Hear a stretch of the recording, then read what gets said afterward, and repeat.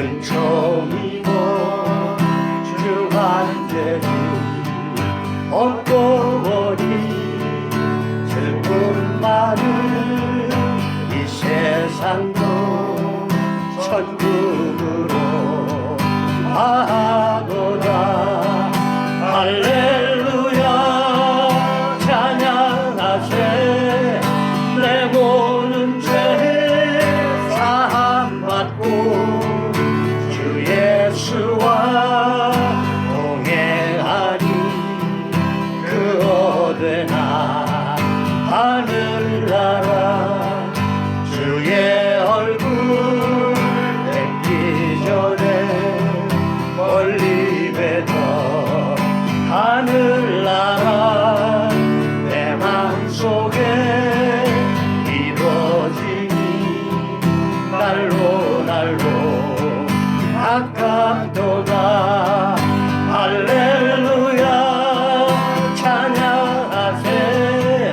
내 모든 죄 사함받고 주 예수와 동행하니 그 어디나 하늘나라 높은 산이 거친 들이 소나기나 궁궐이나 내 주 예수 오신 곳이 그 어디나 하늘나라.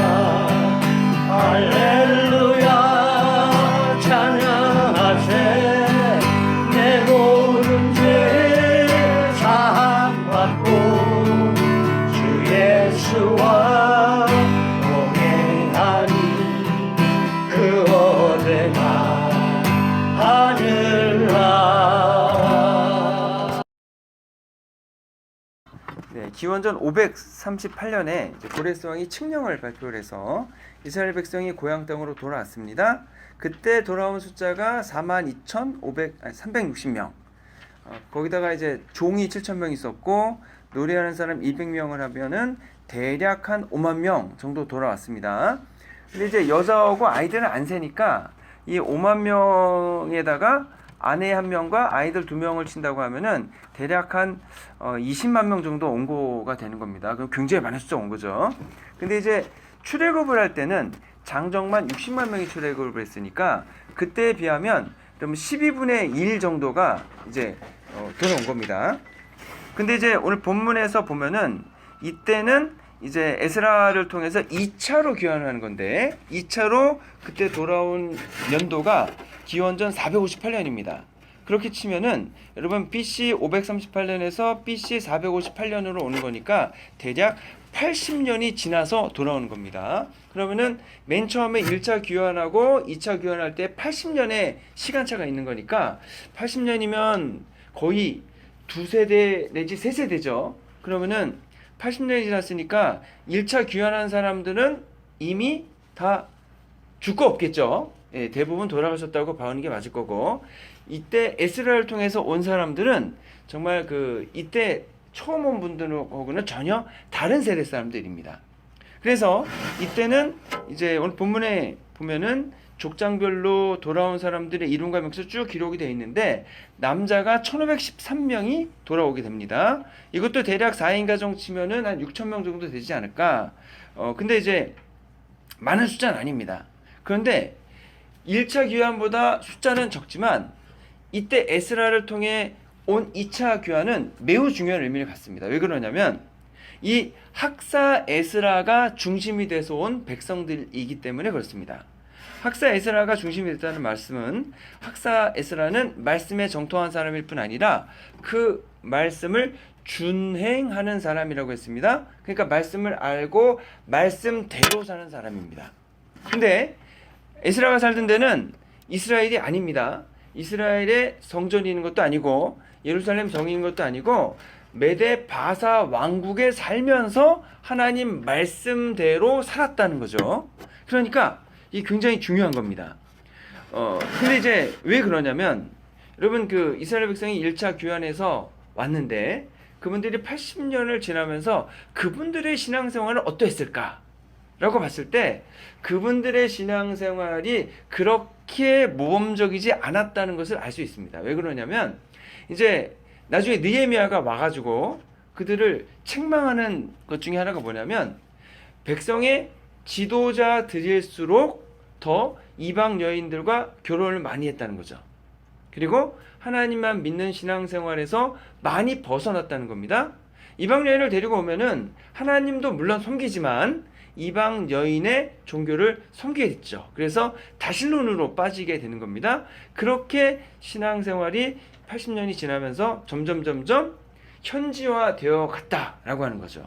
반면에 학사 에스라와 그와 같이 온 사람들은 이제 가나안 땅에 살진 않았고 메데 바사 왕국에 살았지만 그들은 신앙을 온전히 지켰다는 겁니다.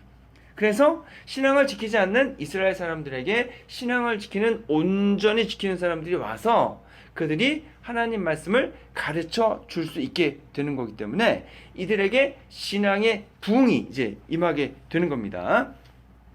물론 여러분 그래서 이제 1차로 교환한 사람이 42,000명이고 2차로 교환한 사람이 1,500명 정도 잡으니까 여러분 하나님 말씀에 충실한 이 1,500명이 대략 한 사람당 30명을 담당을 해주면 그 1차로 귀환한 42,000명을 말씀으로 이제 부흥시킬 수 있는 그러한 이제 터전이 된다고 하는 겁니다.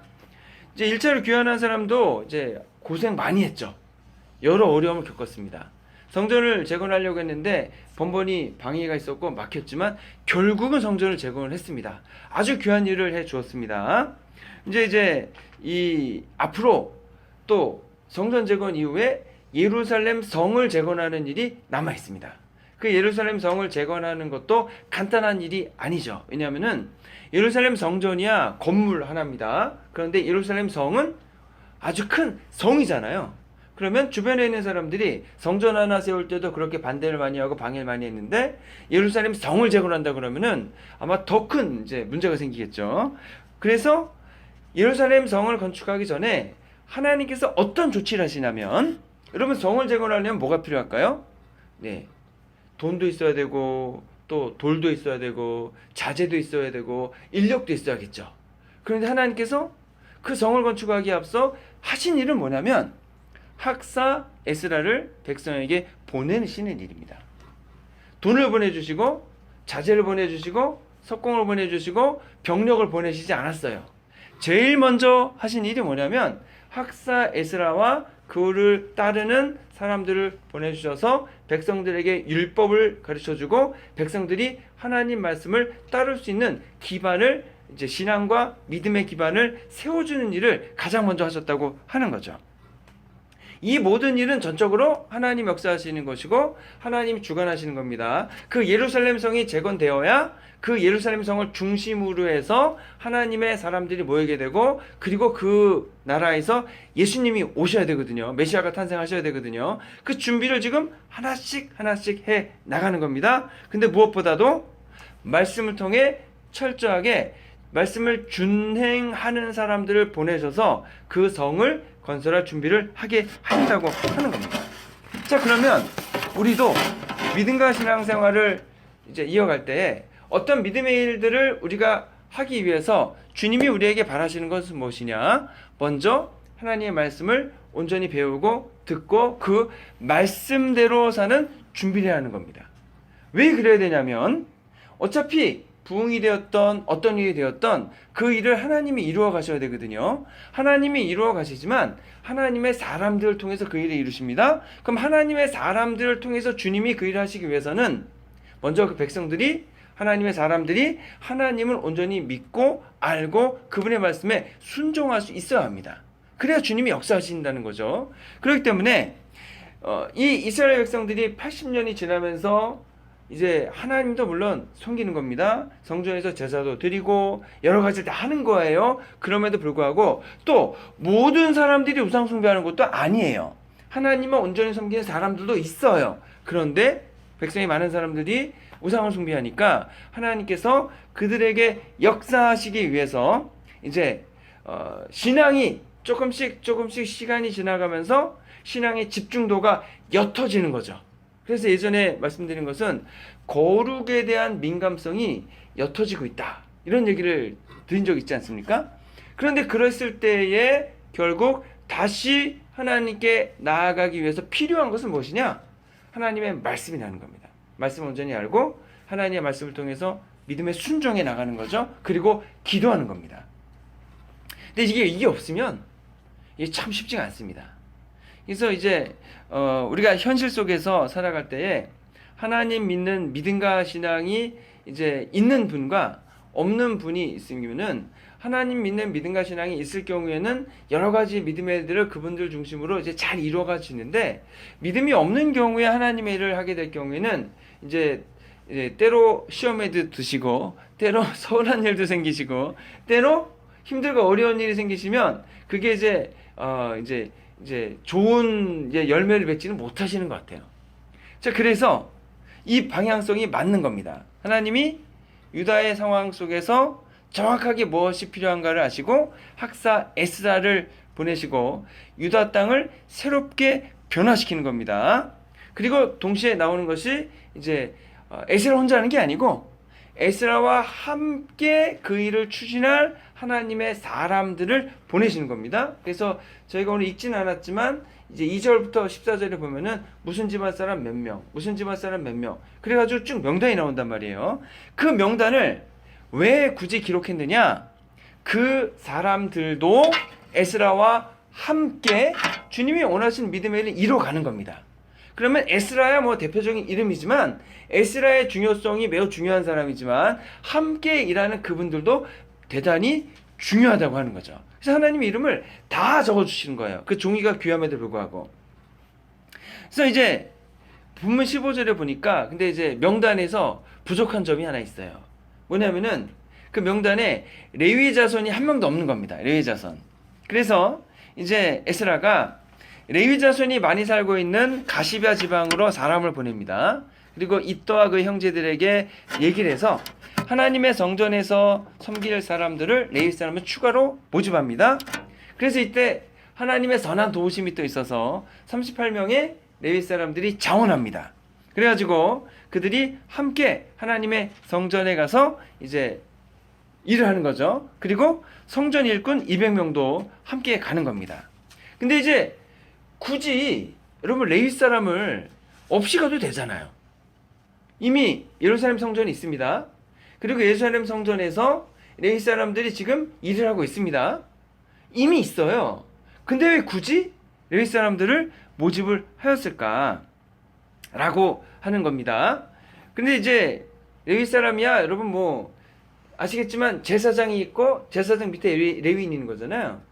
그러니까 이 레위 사람들은 거길 가도 뭐 그렇게 빛나는 자리가 아닙니다. 항상 제사장의 말을 들어야 되고 항상 그 제사장의 지시를 받아야 되고 뭐 별로 결정권도 없고 그리고 일을 해도요 별로 티나는 일이 아니에요. 제사장이 다 해놓으면은 뭐 레위 사람들이 그냥 거기서 수행하는 일을 하는 거거든요. 그러니까 일을 아무리 많이 해도 티가 안 나는 일들이거든요. 근데 이분들이 하나님의 선하신 손의 도우심을 받아서 격려를 받아서 돌아가기로 결심을 했다는 겁니다. 그래서 여러분 근데 이제 이렇게 생각을 하실 수도 있을 것 같아요. 어떻게 생각하냐면 성전의 일 중에서요 제사장이 할 부분의 일이 요만큼 있고 레위인이 할 부분의 일이 이만큼 있어요. 그러면 여러분 제사장은 절대로 레위인이 할 일을 할 수 없습니다. 레위인이 할 일은 레위인만 하게끔 정해졌습니다. 그러면 여러분 레위인이 자신의 직무를 맡아서 레위인의 일을 하잖아요. 근데 이건 드러나는 일은 아니에요. 그런데 하나님 앞에 갔을 때에 하나님이 어떻게 칭찬해 주실까? 제사장이 일을 하는 것을 이제 하는데 제사장은 드러나니까 다 칭찬을 받죠. 근데 레위인은 드러나지 않게 일을 하니까 칭찬이 별로 없습니다. 그러면 하나님이 보실 때는 누가 더 귀할까? 제사장도 귀하지만 한편으로 봐서는 하나님 나라에서의 상급은 레위인이 훨씬 많지 않을까? 뭐 저는 그런 생각을 가지고 있습니다. 그래서 저는 그래서 이제 칭찬받는 거 별로 안 좋아하거든요. 이제 교인들이 뭐 이렇게 저한테서는 칭찬은 그런 거죠. 목사님 말씀에 은혜 많이 받았습니다. 뭐 목사님 뭐 수고 많으셨습니다. 그러는 거를 듣기를 별로 안 좋아해요. 왜냐하면은 그 들을 때마다 하늘에서 내 상이 조금씩 줄어드는 것 같은 느낌을 갖거든요. 근데 또 이제 저는 목사잖아요. 근데 목사인데 성도님들이 열심히 일하셨을 때 수고하셨다는 얘기를 고민이 돼요. 이걸 수고하셨다고 얘기를 해야 되나 말아야 되나. 내가 수고하셨다고 얘기를 하면은 상을 여기서 다 받으시니까 이제 하나님 나라에서는 또 상이 줄어들 텐데 제가 수고하셨다고 얘기하는 만큼 줄어들겠죠. 근데 이제 뭐 이렇게 보는 거는 뭐 아니겠지만 또 수고하셨다고 안 하면 또 목사님이 알아주신다고 그러고 또 마음에 또 상처를 받으시는 것 같기도 하고 그래서 이게 딜레마 속에 있긴 한데 아무튼 뭐 수고하셨다고 얘기를 요즘은 열심히 하려고 노력하고 있습니다. 그래서 뭐 하나님 나라에서 상급은 뭐 하나님 알아서 주시겠죠. 예, 주시겠죠. 잘 모르겠어요. 나중에 하나님 나라 가서 여쭤봐야겠지만 아무튼 그런데 여러분 그래서 우리가 이제 교회에서 일을 하다 보면은 여러분 꼭 필요한 일이 있는데 여러분 드러나지 않는 일들이 참 많이 있습니다. 그리고 우리가 주일날 예배 드리는 게 1년 52주가 매주 이루어지잖아요. 그래서 이제 똑같은 일을 해도 여러분 52주 내내 수고했다고 얘기하기는 쉽지 않거든요. 근데 수고했다고 가끔 한번 얘기하면은 또 그냥 묻혀지고 그런데 이제 저희 교회도 그냥 소리 없이 말 없이 매주 그 일들을 묵묵히 감당해 주시는 분들이 많거든요. 그럼 이제 그런 분들이 바로 이 레위인 같은 분들이 아닌가. 그래서 그분들이 주님이 원하시는 믿음의 일들을 그렇게 묵묵히 하실 때에 드러나지도 않고 보여지지도 않지만 나중에 하나님이 보실 때는 매우 귀하게 여기시고 큰 상을 준비해 주실 것이다. 저는 이제 그렇게 믿고 있습니다. 교회에서도 그래서 여러분들 어떤 일을 해도 여러분 그 사람들이 잘 알지 못하고 걱정하지 마시고 여러분 의기소침 안 하셔야 됩니다. 누가 아세요? 하나님이 너무 잘 아세요. 그리고 뭐 목사님이나 주변에 있는 사람들이 안 알아준다고 여러분 속상해하실 필요도 없어요. 왜요? 하나님이 너무나 잘 알아주시기 때문에 그렇습니다. 그래서 여러분 20절에 보면은 하나님께 지명을 받는 사람 이렇게 나오거든요. 그래서 여러분 우리가 성실히 충성을 다하기만 하면 하나님 우리를 지명하시고 알아봐 주시는 줄로 믿습니다. 그래서 하나님 나라에서 큰 상을 받으시는 저와 여러분 되시기를 주님의 이름으로 축원합니다. 그 다음에 이제 에스라가 떠나기 전에 3일 동안 준비를 합니다. 그래서 이제 레위 사람도 불러오고 근데 중요한 한 가지 문제가 남았습니다. 이제 예루살렘을 가야 되는데 대략 한 1000마일 잡으면 될 것 같습니다. 그럼 1000마일이면 여기서 뉴저지까지 될까요? 뉴욕까지 될까요? 뭐 그 정도 거리를 가야 됩니다. 그런데 그 당시에는 그 가는 길이 뭐 도로 가는 것도 아니고 험하기도 하지만 중간에 도적들과 이제 산적들이 많이 출몰합니다. 물론 1500명이 가니까 뭐 괜찮지 않을까 싶지만 여러분들 이미 이제 에스라엘 중심으로 귀환한다는 소식이 다 퍼졌겠죠. 그리고 저희가 이제 다음 시간에 살펴보겠지만 에스라가 많은 은과 금과 기물들을 모아서 가는 거예요. 그러면은 그것이 소문이 나왔기 때문에 여러분 그것을 탐내는 사람들이 많이 있지 않겠습니까?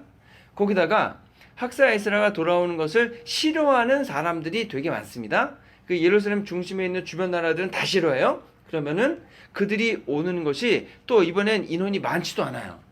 예전에는 5만 명 정도 왔지만 이번에는 1500명 정도 온단 말입니다. 그러면은 도적을 가장해서 군대를 무장시킨 다음에 그들을 공격할 수도 있는 거거든요. 그런 어려움이 있는 겁니다. 근데 학사 에스라가 이제 곤란이 처인 거예요. 어떤 곤란이 있냐면 왕에게 뭐라고 얘기했냐면 왕에게 이제 우리 하나님께서 하나님의 손은 자기를 찾는 모든 자에게 선을 베푸십니다. 자기를 배반하는 모든 자에게는 권능과 진노를 내리십니다. 이렇게 얘기했거든요. 하나님의 손이 우리 유대 사람에게 선을 베푸십니다. 그러니까 왕에게 도와달라고 말하기 어려운 거예요. 왜냐하면 왕도 하나님께 나오면 하나님의 손으로 왕을 보호하실 거거든요. 근데 그 왕에게 자 우리가 돌아가야 되는데 군대를 내보내 주십시오 라고 하면은요 하나님의 능력이 왕의 군대보다 능력이 적은 게 돼버리잖아요. 그러니까 에스라가 왕에게 병사를 호위병을 달라는 얘기를 하지 않습니다. 그리고 뭐라는 거예요? 기도하는 거죠. 그래서 모인 모든 사람이 3일 동안 금식하며 기도합니다. 그리고 금식의 목적은 여러분 이제 안전하게 지켜주시라고 하는 건데 여러분 사실 금식의 기본적인 내용은 여러분 겸손인 것 같습니다. 겸손. 하나님 앞에서 겸비해진다. 왜냐하면 여러분 금식은 먹지 않는 거잖아요. 먹지 않는 거는 무엇입니까?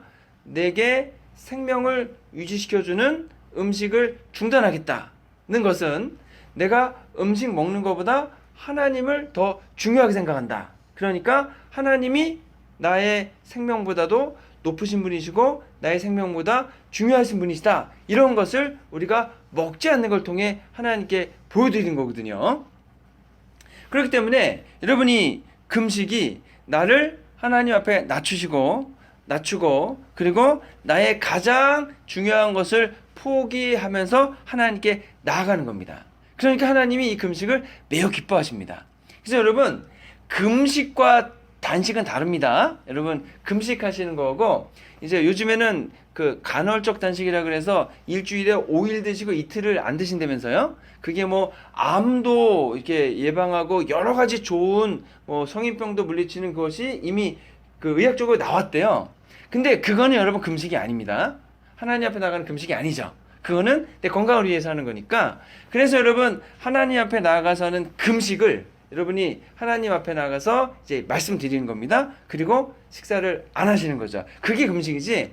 이제 이번에 미용 목적으로 단식하는데 그냥 요거를 금식으로 치겠다 이렇게 하시는 것은 좀 문제가 있다고 생각이 돼요. 이제 그렇게 하지 마시고 이제 금식하겠다. 금식을 하시고 단식의 효과를 얻으시면 뭐 그것도 좋은 거죠. 네.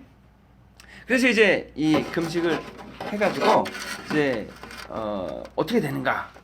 근데 이것이 여러분 백성들에게도 중요합니다. 백성들에게도 이스라엘 백성이 3일 동안 금식을 했어요.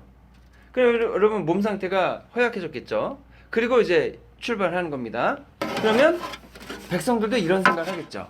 3일을 금식했는데 하나님이 우리를 어떻게 이끄실까 궁금하겠죠. 그래서 여러분 금식을 했으니까 하나님이 지켜주셔서 온전히 안전한 여정이 된다고 한다면 만약에 하나님이 우리를 지키시는 게 분명하고 우리와 함께 하시는 거죠. 그러면 앞으로도 믿음과 신앙생활을 더 집중해서 할 수 있겠죠. 왜냐하면 거기 80년 동안 지난 예루살렘의 상황은 그렇게 영적으로 분위기가 좋지가 않습니다. 그러면 그들이 돌아가서 뭔가를 한다 할지언정 그들을 환영할 수도 있고 환영하지 않을 수도 있겠죠. 그들이 하는 일을 따르는 사람도 있겠지만 따르지 않는 사람들도 있겠죠.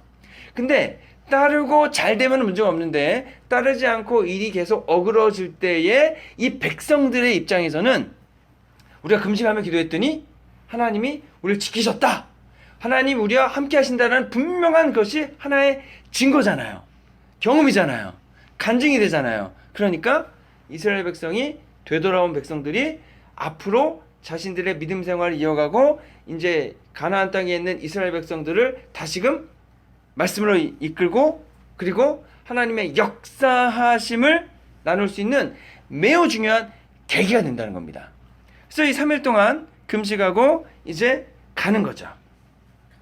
매우 많은 양의 예물과 보물들 그걸 가지고 가는 겁니다. 이분들이 이제 특별히 이제 군인들도 아니고 하니까 아마 두려운 마음을 가지고 갔을 거예요. 근데 결국 어떻게 됐느냐?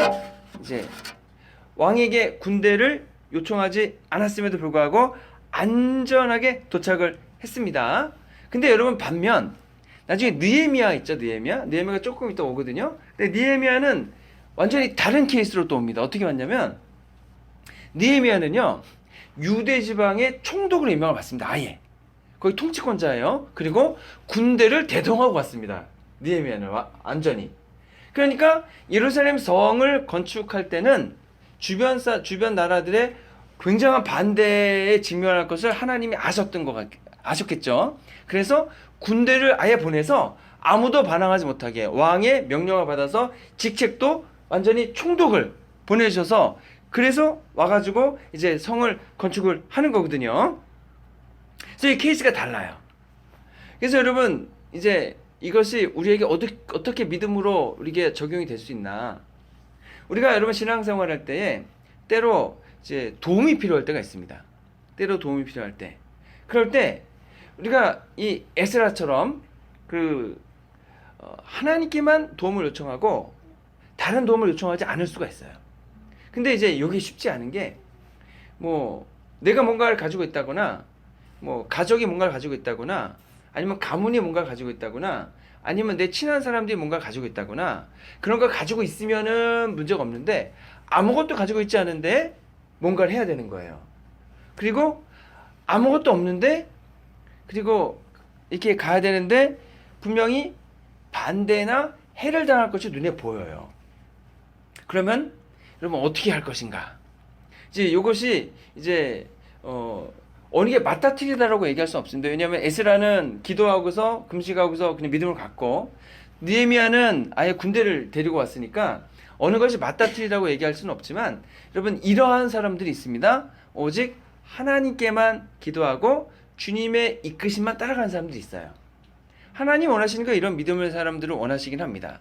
예를 들어서 이제 허드슨 테일러 같은 분은 이제 처음에는 어떤 선교회 쪽에 통해 가지고 복음을 전하려고 하니까 제한 사항이 너무 많아요. 선교회에서 이건 해도 되고 이건 하지 말고 특히 이제 허드슨 테일러가 중국 선교를 하러 가려고 그랬더니 이제 그때 선교할 때는 이제 그 중국이 안전하지 않았습니다. 그래서 이제 선교사들이 어디까지만 갈 수 있냐면 대도시 특히 이제 해변이 있는 항구 도시에만 있을 수 있어요. 왜냐하면은 이제 아편 전쟁 끝나고 나서 조약을 맺어가지고 이제 그 항구들을 개항을 했잖아요. 거기에는 외국인이 거주할 수 있는 영역을 주고 거기에 외국인 군대가 주둔하는 겁니다. 그러니까 거기만 치안이 확보가 돼요.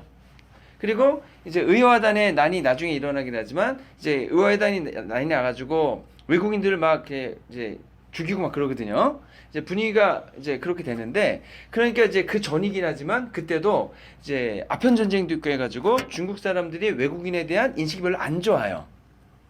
그러니까 선교부에서 치안이 확보된 중국의 이제 항구 도시에만 있으라 그러는 겁니다. 근데 하나님께서 원하시는 것은 거길 벗어나서 내륙으로 들어가는 거죠. 내륙. 왜냐면은 항구 도시 해봤자 전체 중국에서 몇 프로 안 되거든요.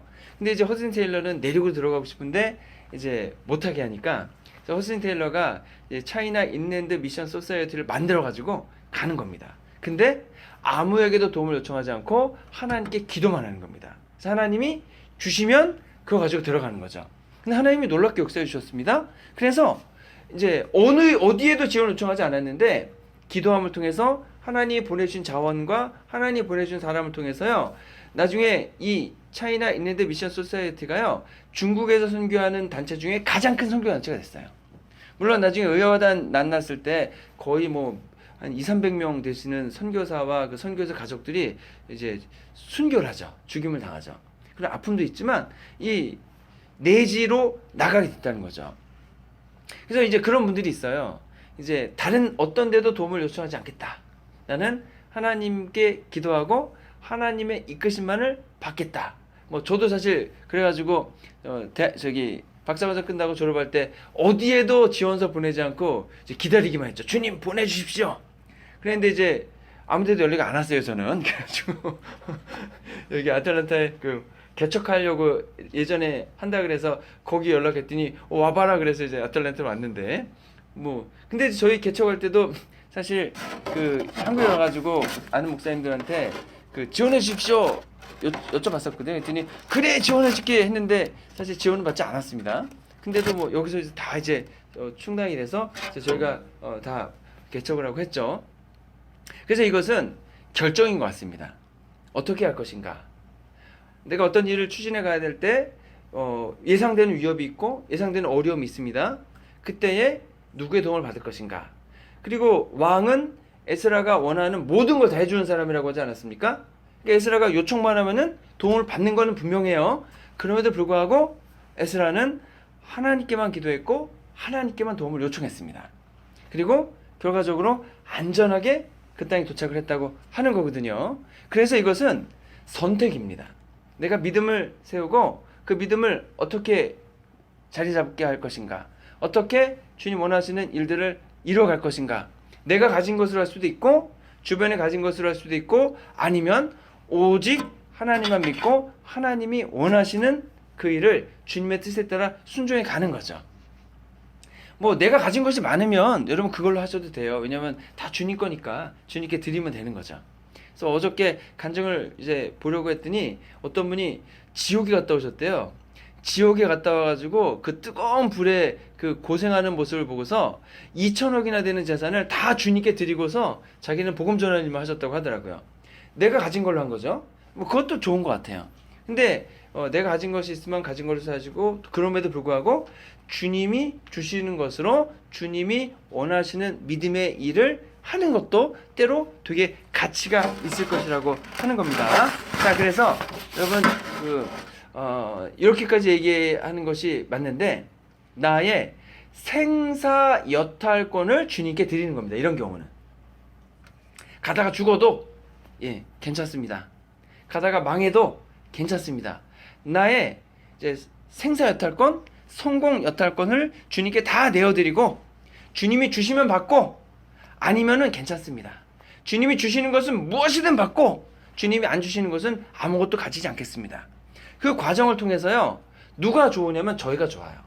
그래서 우리가 주님께 모든 걸 내어드리고 나아갔을 때 여러분 하나님이 우리에게 뭔가를 분명히 응답하시게 되어 있고 그 길을 인도하시게 되어 있습니다. 그러면 이 백성들이 안전하게 도착했을 때에 여러분 이 백성들이 큰 이제 마음에 깊은 믿음과 신앙을 갖게 되는 것처럼 저희도 하나님께 뜻을 세우고 주님의 이끄심에 따라 그 미래를 감당해서 이 결과들이 나오게 되면 저희들의 믿음과 신앙이 더 굳건해지게 된다는 거죠. 너무나 좋은 겁니다. 그래서 여러분의 믿음과 신앙이 더욱더 하나님을 믿고 섬기를 통해 굳건해지시고 그리고 주님이 맡겨주시는 더 큰 일들을 감당할 수 있는 그런 믿음의 사람들로 성장해 가시는 저 여러분 되시기를 주님의 이름으로 축원합니다. 네, 기도하겠습니다. 좋으신 아버지 하나님 감사합니다. 저희들에게 은혜를 주시고 능력을 베풀어 주시옵소서. 주님이 주시는 능력과 은혜 가지고서 주님 원하시는 믿음의 일을 감당해 나가기 원합니다. 하나님, 저희들 전적으로 주님을 의지하고 세상을 의지하지 않고 사람을 의지하지 않고 하나님만 바라보고 하나님 원하시는 그 일들을 감당해 나갈 수 있는 그러한 믿음의 사람들 되도록 역사해 주시옵소서. 도와주시옵소서. 금식하며 기도하기 원합니다. 믿음의 작전 기도를 하기 원합니다. 주님 원하시는 일을 이루기 위해서 열심을 다해서 저희들 교회가 복된 믿음의 사람들로 믿음의 교회가 될 수 있도록 이끌어 주시옵소서. 우리를 권하신 예수 그리스도의 이름으로 기도했습니다. 아멘.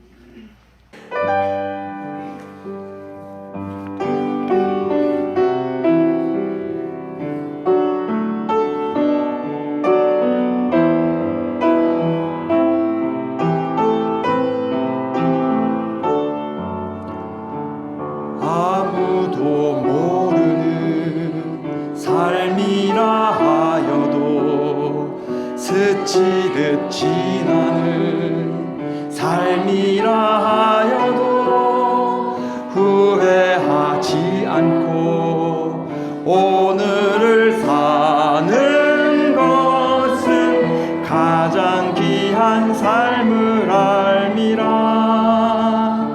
내가 꿈꾸는 일 이루지 못해도 내가 바라는 것 다 갖지 못해도 낙심하지 않고 오늘을 사는 것은 가장 귀한 삶을 알미라.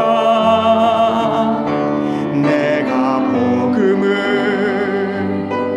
알고 내가 복음을 믿고 내가 복음을 전하며 살아간다면 나의 삶은 가장 귀한 삶이라. 내가 예수를 알고 내가 예수를 믿고 내가 예수를 전하며 살아간다면 나의 삶은 가장 귀한 삶이라.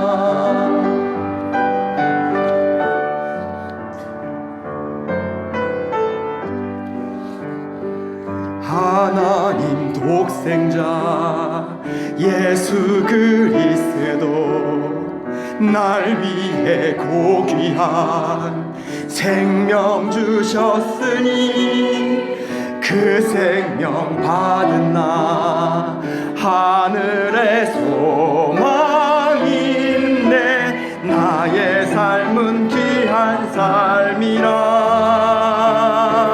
내가 복음을 알고 내가 복음을 믿고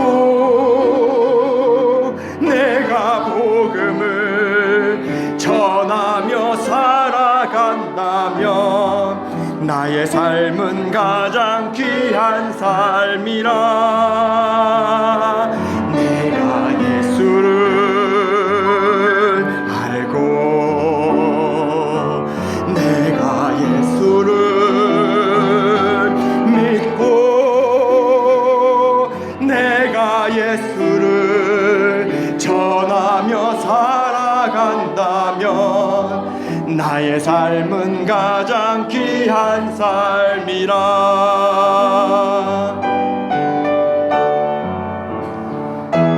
내가 예수를 위해 내가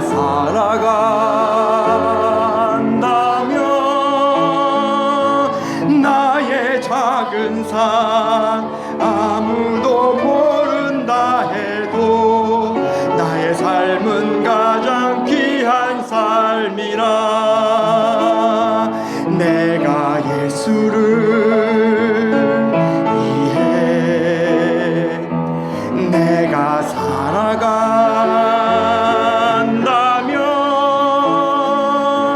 나의 작은 삶 아무도 모른다 해도 나의 삶은 가장 귀한 삶이라 내가 예수를 위해 내가 살아간다면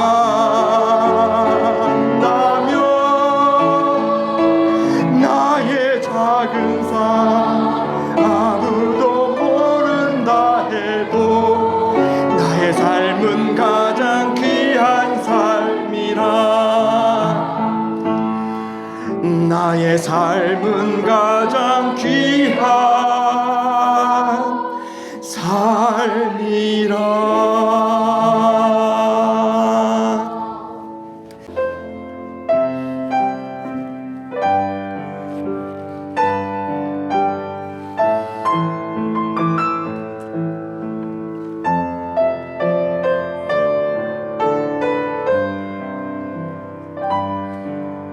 고달픈 삶의 은혜도 무뎌지고 곧 사라질 것에 내 맘 두네 헛되고 헛된 것들을 바라보며 그 은혜를 놓치며 살았네 주어진 삶을 묵묵히 살아가며 날 붙드신 주 예수를 보내 사망 가운데 놓여진 나의 삶을 날 건지신 그 이름 예수 나의 안숨을 바꾸셨네 주를 향한 노래로 소망의 노래로 나의 눈물을 거두신 주 예수 이름 안에 살게 하소서 주어진 삶을 묵묵히 살아가며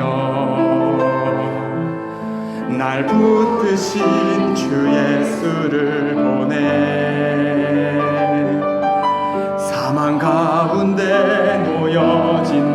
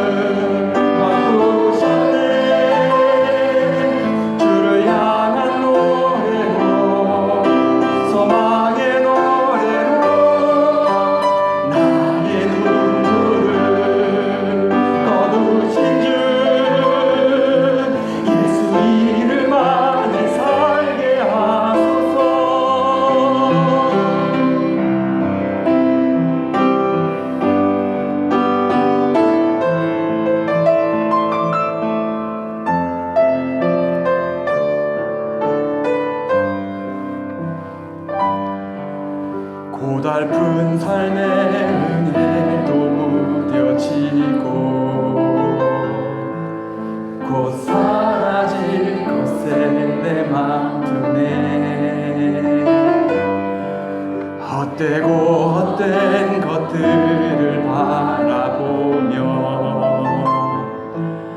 그 은혜를 놓치며 살았네. 주어진 삶을 묵묵히 살아가며 날 붙드신 주 예수를 보내. 사망 가운데 놓여진 나의 삶을 날 건지신 그 이름 예수.